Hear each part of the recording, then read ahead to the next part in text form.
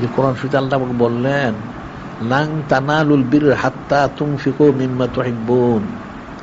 আল্লাহ পাক ইরশাদ করেন, লাং তানালুল বির হাত্তা তুনফিকু মিম্মা তুহিব্বুন। আল্লাহ পাক ইরশাদ করেন, তোমরা কখনো নেকি হাসিল করতে পারবে না। নেকি হাসিল করতে পারবে, মহব্বত, মারিফত, নিসবত, কুরবত, রাজামন্দি, সুন্নত কোনোটাই হাসিল করতে পারবে না যতক্ষণ পর্যন্ত তোমাদের সবচেয়ে প্রিয় জিনিসটা, পছন্দনীয় জিনিসটা আল্লাহ কোন রাস্তায় খরচ না করবে।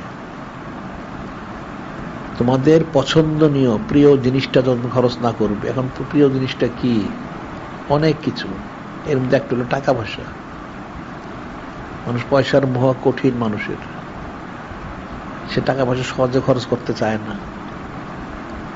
মনে করে জমা রাখে, আপদ বিপদ এটা সেটা অমুক থাকতে পারে, ওই যে নিয়তে জমা রাখে সেই নিয়তে এবার খরচ হয়ে যায়, নাউজুবিল্লাহ।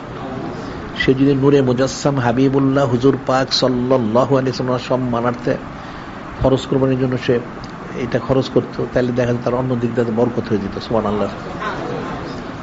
হযরত জাবির রাদিয়াল্লাহু আনহু খরচ করলেন, ওনার 2 ছেলে জিন্দা হয়ে গেলেন। সুবহানাল্লাহ। এখন কেউ শহীদ দিলে টাকা দিলে কি জিন্দা করা যায়? কোটি কোটি টাকা, এক লোক মারা গেছে, যদি আমি কোটি টাকা দিব জিন্দা করা, তো কেউ পারবে না। সারা দুনিয়াটা দিলেও সে জিন্দা করতে পারবে না। কিন্তু রেজামন্দি সন্ন্যাস হাসিল করলে তখন কুদ্দুত সবই হইতে পারে। সুবহানাল্লাহ। এটা মনে রাখতে হবে প্রত্যেকেরই। এখন সামনে আজকে তো 8 তারিখ, কোরবানি তো 1 মাসের মতো আছে, এই জন্য প্রস্তুতি গ্রহণ করতে হবে